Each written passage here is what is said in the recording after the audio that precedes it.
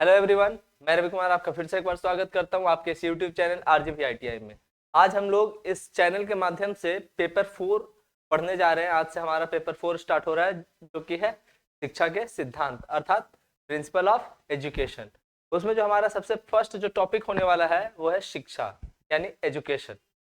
Education क्या है, शिक्षा क्या है, वो अनेक दार्शनिकों ने, अनेक मनोवैज्ञानिकों ने अपने अपने हिसाब से उसका अपनी परिभाषा दिया है। जैसे सबसे पहले हम लोग देखते हैं प्लेटो के हिसाब से, प्लेटो के अकॉर्डिंग कह सकते हैं कि क्या है शिक्षा।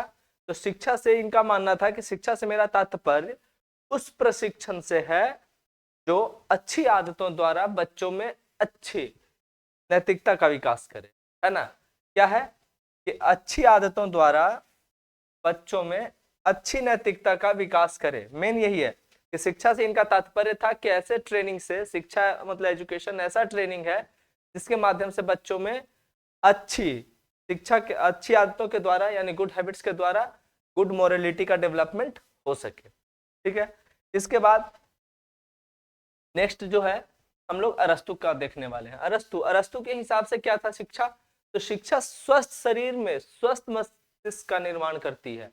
यानी कि अगर कोई व्यक्ति अगर एजुकेशन के लिए अगर सोच रहा है तो क्या है एजुकेशन, क्या है एजुकेशन, वो चीज था कि स्वस्थ शरीर में स्वस्थ मस्तिष्क का निर्माण होता है। अर्थात एजुकेशन से इनका मानना था कि अगर आप एजुकेटेड हो तो आप अपने आप को हेल्दी रख सकते हो, बिल्कुल स्वस्थ रख सकते हो, और तभी आपका जो माइंड है बिल्कुल एकदम सही प्रॉपर तरीके से काम कर सकता है। फिर हम लोग देखिए महात्मा गांधी के बारे में, उनका भी कुछ विचार था। गांधी जी के विचार थे शिक्षा से लेकर के, शिक्षा से इनका मानना था कि इनका अभिप्राय है बालक एवं मनुष्य के सर्वांगीण विकास शरीर मस्तिष्क एवं आत्मा से है। मतलब बालक हो या मनुष्य हो, अगर वो शिक्षित है, शिक्षा ले रहा है, तो उसका क्या होगा, सर्वांगीण विकास होगा। किस तरीके का सर्वांगीण विकास होगा, तो देखिए शरीर का, उसके मस्तिष्क का, यानी ओवरऑल मान के चले उसके आत्मा का विकास का मतलब क्या है, आपका आपकी आत्म संतुष्टि हो जाए, जिस चीज को प्राप्त करके आपका मन भर जाए, आपकी संतुष्टि हो जाए, उस चीज को यहाँ पे आत्मा शब्द से संबोधित किया गया है। ठीक है। तो ये महात्मा गांधी का कहना था। चलिए इसके बाद देखते हैं। इसके बाद जो है हम लोग शिक्षा का अर्थ, ठीक है, वो तो सबका अपना अपना विचार था, परिभाषा था। शिक्षा का अर्थ क्या है वास्तव में। तो शिक्षा का अर्थ यहाँ पे हम लोग ऐसे तो 3 भागों में बांटकर पढ़ा गया है, पढ़ने के लिए दिया हुआ है 3 भागों में बांटकर, व्यापक, संकुचित और वास्तविक अर्थ। तो वास्तविक अर्थ क्या है कि वो परिभाषा से मिलता जुलता है, इसलिए हमने उसको यहाँ पे मेंशन नहीं किया। तो हम लोग व्यापक अर्थ और संकुचित अर्थ को देख लेते हैं एक बार। व्यापक अर्थ क्या है, शिक्षा का व्यापक अर्थ। वास्तव में शिक्षा का मतलब व्यापक पैमाने पर ही होता है, लेकिन आजकल का जो शिक्षा है वो संकुचित हो गया है, इस सेंस पे आ गया हमारी शिक्षा, जबकि वास्तव में उसको होना चाहिए था व्यापक पैमाने पर। व्यापक पैमाना क्या है, व्यापक अर्थ क्या है शिक्षा का, तो वो देखिए शिक्षा विकास की वह प्रक्रिया है जिसके द्वारा व्यक्ति अपने भौतिक, सामाजिक, आध्यात्मिक वातावरण से, किस किस से, व्यक्ति क्या है अपने भौतिक, सामाजिक, आध्यात्मिक वातावरण में विभिन्न प्रकार से अनुकूलित करता है। वो हो गया व्यापक अर्थ में। मतलब क्या क्या करेगा व्यापक अर्थ में, अपना भौतिक विकास करेगा, सामाजिक, आध्यात्मिक, इन सब का विकास करेगा, इन सब का क्या करेगा, विकास करेगा, और अपने जो आसपास का वातावरण है उसमें क्या करेगा, उसको एडजस्ट करेगा, एकोमोडेट करेगा, अनुकूलित करेगा उसको। ठीक है। फिर संकुचित, लेकिन संकुचित अर्थ क्या है वास्तव में, आप इसको देखिए और समझ में आएगा ये पूरे लाइन पढ़ने के बाद कि वास्तव में आज का हमारा एजुकेशन यहीं पे आके अटक गया है। कि इसका अभिप्राय है, संकुचित अर्थ का क्या अभिप्राय है शिक्षा में, तो इसका अभिप्राय है परंपरागत लिखना, पढ़ना, गणित एवं अन्य प्रकार की शिक्षा प्राप्त करने से है। मतलब बस ट्रेडिशनल रूप से आप लिखना जान जाए, पढ़ना जान जाए, मैथ्स, मतलब सब्जेक्ट के इर्द गिर्द आप घूमते रहें, वही है आजकल का एजुकेशन। ये बात आज के लिए बिल्कुल चरितार्थ होता है। चलिए इसके बाद जो हम लोग देखने वाले हैं शिक्षा के स्वरूप, फॉर्म ऑफ एजुकेशन। शिक्षा, आजकल की शिक्षा किस प्रकार के, या शिक्षा के कितने स्वरूप हो सकते हैं, उसके बारे में हम लोग थोड़ा देखते हैं। तो आइए इसको मुख्य रूप से हम लोग 4 भागों में बांटकर पढ़ने वाले हैं। मतलब कह सकते हैं कि शिक्षा के 4 स्वरूप होते हैं। पहला क्या है, तो नियमित तथा अनियमित शिक्षा। नियमित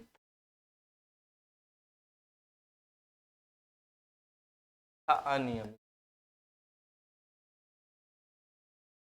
लिखते हैं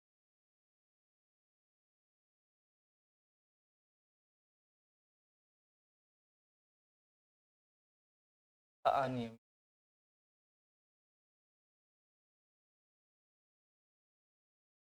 ठीक है? नियमित तथा अनियमित ये क्या है, नियमित और अनियमित क्या है, तो यहाँ पे आप देख पाइएगा कि नियमित मतलब क्या है, हम लोग एक सिलसिलेवार तरीके से, जैसे विद्यालय, नियमित रूप से विद्यालय जाके शिक्षा ग्रहण किए, या कुछ ऐसा है कि ऐसे शिक्षा जो कि हमारे डेली के रूटीन में वो शामिल हो, तो बोल सकते हैं नियमित रूप से हमने वो शिक्षा ग्रहण किया। अनियमित क्या है कि इनडायरेक्ट, मतलब आप शिक्षा के लिए कहीं आप गए नहीं हो, ठीक है ना, आपका कोई नियम है नहीं। ऐसा होता है कि कहीं जैसे अचानक से कहीं समाज में बैठे हैं, कहीं कुछ ग्रुप्स में बैठे हुए हैं, और उसमें क्या है, उसमें से अचानक कुछ ऐसी बातें सीखने के लिए मिल जाए जो हमारे लिए लाभदायक हो, वो हो गया अनियमित। ठीक है, इसको बोल सकते हैं इंग्लिश में formal and informal education. Formal and formal.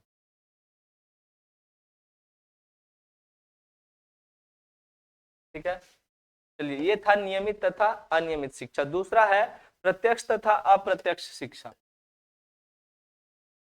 प्रत्यक्ष तथा अप्रत्यक्ष ये क्या होता है, तो देखिए, प्रत्यक्ष शिक्षा क्या है, जो आपको डायरेक्टली मिले, तो इंग्लिश में बोलते हैं direct and indirect. Direct and indirect,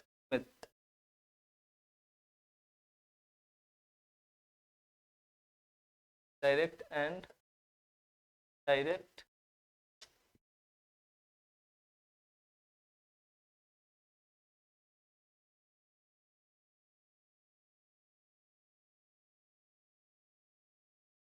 and indirect. ठीक है, तो क्या है प्रत्यक्ष, क्या है, तो जो हम लोग सीधे सीधे जैसे फेस टू फेस जो एजुकेशन हम लोग लेते हैं, क्लास में गए, टीचर आए सामने से, या आजकल क्या है यूट्यूब वगैरह का भी है, ऑनलाइन देख रहे हैं आप सामने से फेस टू फेस आप देख के आप कोई भी चीज आप एडेप्ट कर रहे हैं, वो हो गया प्रत्यक्ष। अप्रत्यक्ष क्या है कि आप अपने अनुभवों से, है ना, आपका जो एक्टिविटी है, आप जो कुछ क्रियाकलाप करते हैं, कुछ ऐसा है कि आप जो अनुभवों से सीखते हैं इनडायरेक्टली रूप से, है ना, कुछ काम किए आप वहां पे, शिक्षा आप वहां पे इस मोटिव से नहीं गए कि हम वहां पे कुछ एजुकेशन लेने गए हैं, लेकिन होता क्या है कि आप जो कार्य करते हैं उसमें कुछ ना कुछ गलतियां हो जाती है या कुछ ऐसा, तो उनके अनुभवों से जो सीखते हैं वो हो गया अप्रत्यक्ष। थर्ड है इसमें वैयक्तिक तथा सामाजिक, सामूहिक शिक्षा। वैयक्तिक, वैयक्तिक मतलब पर्सनल, वैयक्तिक तथा सामूहिक, ये क्या होता है ना, वैयक्तिक तथा सामूहिक रूप से जो शिक्षा है, यानी कि जनरल एंड स्पेसिफिक।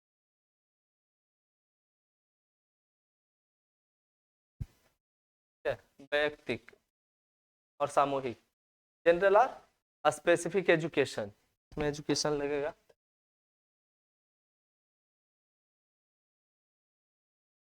ये क्या है कि अगर कोई ऐसी शिक्षा जो कि क्या है पर्सनल किसी को दिया जा रहा है, व्यक्तिगत दिया जा रहा है, वो हो गया वैयक्तिक शिक्षा। मतलब सिर्फ आपको कोई भी काम, अगर कोई भी चीज अगर ऐसा है, आपने कोई गलती किया, टीचर आपको पर्सनली आपको समझा रहे हैं साइड में, तो वो हो गया वैयक्तिक। लेकिन क्या है, क्लास में अगर किसी चीज को बताया जा रहा है, सब पूरा का पूरा क्लास वहां पे है, सभी बच्चे वहां पे मौजूद है, वो क्या हो गया सामूहिक शिक्षा हो गया। और इसका जो लास्ट फॉर्म है, चौथा जो फॉर्म है, वो है सामान्य एवं विशिष्ट। सामान्य एवं विशिष्ट।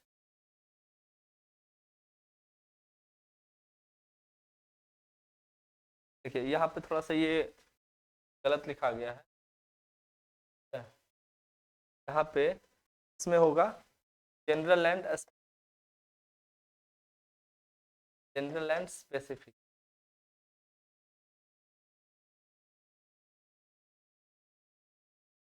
ठीक है ना। और ये वैयक्तिक तथा सामूहिक में हो जाएगा इंडिविजुअल एंड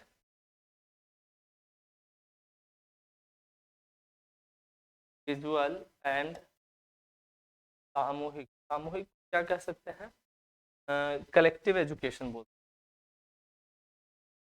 कलेक्टिव एजुकेशन। ठीक है, तो ये था शिक्षा के स्वरूप। ठीक है, चलिए अब चलते हैं आगे। इसके बाद क्या है कि शिक्षा के सामान्य कार्य, शिक्षा के जनरल जो फंक्शंस हैं वो कौन कौन से हैं, है ना। जनरल फंक्शंस ऑफ, वो बोल सकते हैं जनरल फंक्शन ऑफ एजुकेशन। क्या जनरल फंक्शन ऑफ एजुकेशन, तो क्या है, सामान्य कार्य कौन कौन से हैं शिक्षा के, ये थोड़ा सा हम लोग देखते हैं। तो शिक्षा के सामान्य कार्यों में आ जाता है जैसे कि जन्मजात शक्तियों का, जो बच्चे के पास इनेटिव पावर होता है या बाय बर्थ जो के पास जो कैपेसिटी होती है उसको क्या है, उसको डेवलप करना। ठीक है, कह सकते हैं जन्मजात शक्तियों का विकास,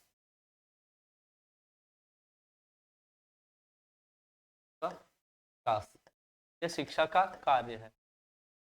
ठीक है, बच्चा जो क्या है उसके पास जो बाय बर्थ है कैपेसिटी, उसको क्या है या पावर, उसको क्या है, उसको कैपिटलाइज करना, उसको डेवलप करना। फिर क्या हो सकता है शिक्षा के सामान्य कार्यों में, संतुलित व्यक्तियों का निर्माण। संतुलित मतलब किसी चीज में ऐसा नहीं अनबैलेंस टाइप नहीं, संतुलित व्यक्तियों का निर्माण। अब देखिए, कोई एक बच्चा है, कोई एक फिल्म था, याद नहीं है फिल्म का नाम, लेकिन एक फिल्म है उसमें एक बच्चा क्या होता है कि उसको ना करीब 10-12 साल के लिए, 15 साल के लिए उसको एक कमरे में बंद कर दिया जाता है। ठीक है, वहां से होता क्या है कि वो बच्चा सारा दिन वो कमरे में बंद है, अकेले है, तो बुक्स वो ढेर सारा पढ़ता है। वहां पे बहुत सारा बुक्स उसको लाके दिया गया था। थोड़ा सा अजीब टाइप का वो था बच्चा, इसलिए उसके जो गार्जियन होते हैं वो एक कमरे में उसको बंद कर देते हैं, उसको बाहर नहीं निकलने देते। करीब 12-15 साल तक ऐसा चलता है और उसको तरह तरह के बुक्स ला के दे देते हैं। वो बच्चा क्या करता है कि उसको पढ़ता है, तो बुक्स का नॉलेज उसका बहुत जबरदस्त होता है और बड़ा अजीब टाइप का रहता है, ऊपर से बाल वगैरह उसका कुछ रहता नहीं, शायद फिल्म का नाम पा है या ऐसे कुछ है। तो वो बुक्स का नॉलेज उसका जबरदस्त रहता है। वही वो 15-16 साल 17 साल का उम्र में जब वो बाहर निकलता है, स्कूल्स में कॉलेज में जब वो जाता है, तो क्या होता है उसको सोसाइटी में रहना कैसे है तो कुछ आइडिया नहीं होता है ना। सोशल कल्चर के बारे में उसको जरा भी आइडिया नहीं होता है। टीचर उससे जो भी प्रश्न पूछे हर चीज का जवाब देता है। एक बार तो ये हुआ, एक बार का वाकया हुआ कि टीचर्स वहां पे क्लास में बता रहे थे कुछ, तो थोड़ा सा उसमें कुछ गलत बता दिए, वो तुरंत उसको करेक्ट कर दिया। अब भाई टीचर के ईगो पे आ गया वो बात। तो नॉलेज, बुक्स का नॉलेज उसके पास बहुत जबरदस्त होता है, लेकिन क्या होता है कि उसके पास सोशल कल्चर का नॉलेज बिल्कुल नहीं होता है, कैसे बिहेव किससे करना है ये सब चीजें उसको पता नहीं होती। तो क्या है, व्यक्ति तो भाई इंटेलिजेंट है, वो लड़का इंटेलिजेंट था, लेकिन क्या है वो संतुलित व्यक्ति उसको नहीं कहा जा सकता, है ना। तो शिक्षा का क्या कार्य है कि व्यक्ति को संतुलित रखा जाए, मतलब हर क्षेत्र में, सामाजिक दृष्टिकोण से, सांस्कृतिक दृष्टिकोण से, शैक्षिक दृष्टिकोण से, और क्या है ये भौतिक दृष्टिकोण से, हर दृष्टिकोण से क्या है उसको संतुलित रखा जाए। ठीक है, फिर आपका आ जाता है भावी जीवन की तैयारी।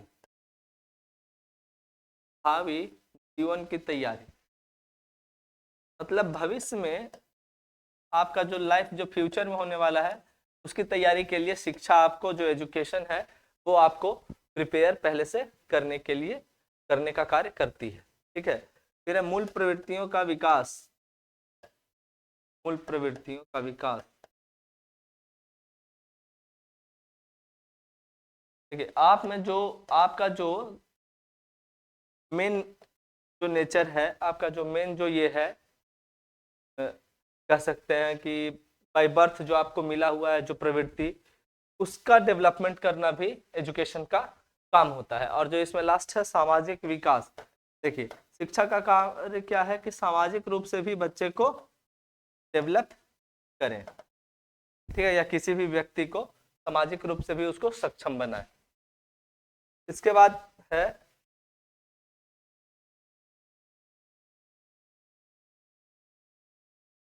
के बाद आ जाता है मानव जीवन में शिक्षा का कार्य। मानव जीवन में शिक्षा का क्या कार्य है, इसको थोड़ा समझते हैं। सोचिए, अभी तो था क्या, इसके पहले हम लोग पढ़ रहे थे कि शिक्षा के सामान्य कार्य, सामान्य क्या कार्य और मानव जीवन में शिक्षा के कार्य में बहुत ज्यादा फर्क नहीं है, बिल्कुल लगभग सेम है। अभी आप लोग आगे देखेंगे तो समझ जाएंगे क्या है मानव जीवन में शिक्षा का कार्य। तो सबसे पहला कार्य होता है कि व्यक्ति के चरित्र का निर्माण करना, है ना, चरित्र का निर्माण, चरित्र का निर्माण हो गया। सेकंड क्या है, सेकंड इसमें हो जाता है आवश्यकताओं की पूर्ति, है ना, आपकी जो भी आवश्यकताएं हैं उसकी पूर्ति के लिए आपको उस योग्य बनाना। तो आवश्यकताओं की पूर्ति के लिए, आवश्यकताओं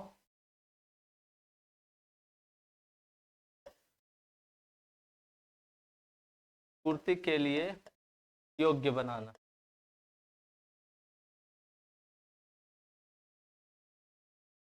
ये योग्य बना। थर्ड क्या है, और क्या हो सकता है, आवश्यकताओं की आपूर्ति के लिए इसको योग्य बना, जो भी उसको डेली लाइफ की नीड की चीजें हैं वो क्या है, वो उसको सप्लाई करने में, वो उसको उसकी पूर्ति करने में वो कैपेबल हो जाए। फिर है जैसे जीवन की तैयारी, जो भी उसके लाइफ में आने वाला जो समस्या है मानव के जीवन में, उसकी तैयारी वो शिक्षा के माध्यम से वो कर सके, ऐसा ऐसा सक्षम उसको बनाना होता है। फिर समायोजन की क्षमता, अगर वो समाज में रह रहा है तो उसमें वो समायोजित कर सके, इसके लिए भी उसको शिक्षा के द्वारा उसको प्रिपेयर करना होता है। समायोजन की क्षमता, शिक्षा ऐसी होनी चाहिए कि वो समाज में अपने आप को समायोजित कर सके। समायोजन करना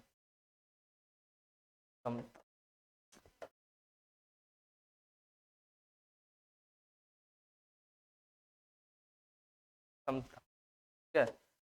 और लास्ट है, एक और देखते हैं, राष्ट्रीय व भावात्मक, है ना, राष्ट्रीय व भावात्मक एकता, राष्ट्रीय व भावात्मक, भावात्मक एकता, ठीक है। बच्चों में शिक्षा के माध्यम से क्या है, राष्ट्रीय एकता व भावात्मक एकता भी होना अनिवार्य। राष्ट्रीय एकता का तात्पर्य है कि हम राष्ट्र के लिए जो भी करें राष्ट्र के लिए करें, है ना, अपने देश से प्रेम की भावना रखें। भावात्मक क्या है, ये देखिए देश में बहुत सारे ऐसे हैं कि अलग अलग समुदाय के लोग हैं, हिंदू मुस्लिम ईसाई और भी बहुत अलग तरीके के लोग हैं।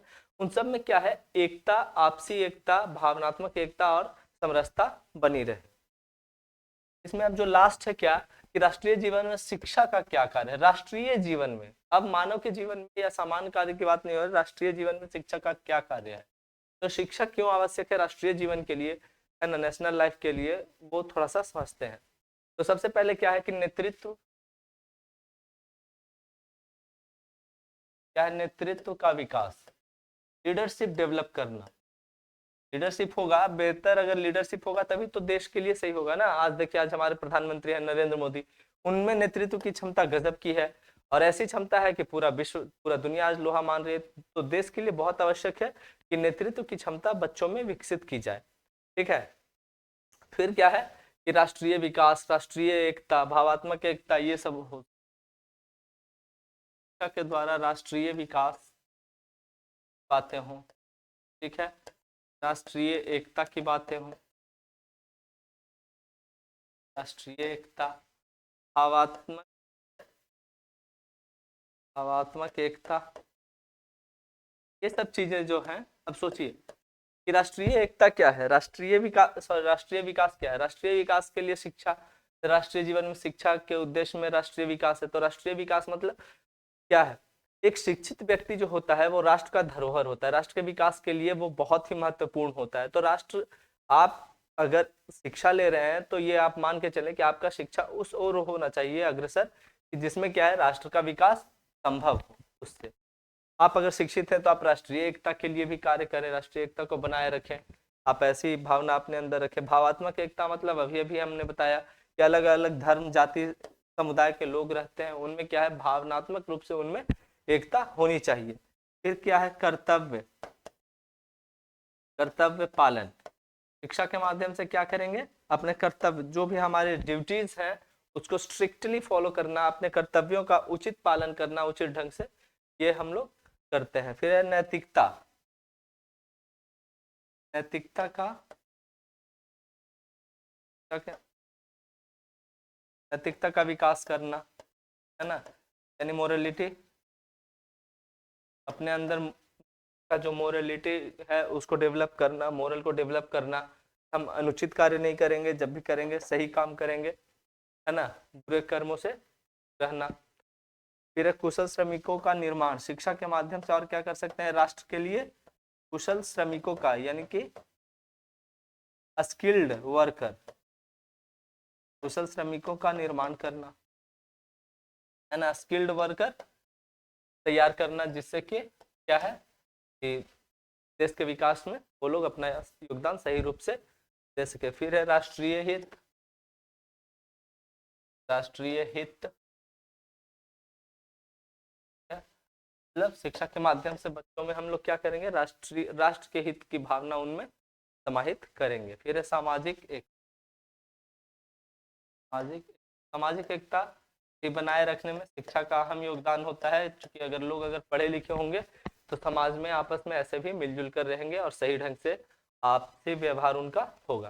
तो चलिए, ये था हमारा आज का जो टॉपिक है शिक्षा। शिक्षा से रिलेटेड इन सब पॉइंट्स के बारे में हमने देखा, और उसमें क्या है कि हम लोग शिक्षा का अर्थ के बारे में जाने, शिक्षा की परिभाषा के बारे में जाने, शिक्षा का स्वरूप जाने, है ना, फिर राष्ट्रीय जीवन में शिक्षा का महत्व जाने, शिक्षा के सामान्य कार्य और मानव जीवन में शिक्षा के क्या कार्य हैं, इन सभी बिंदुओं पे हमने विस्तृत रूप से चर्चा की है।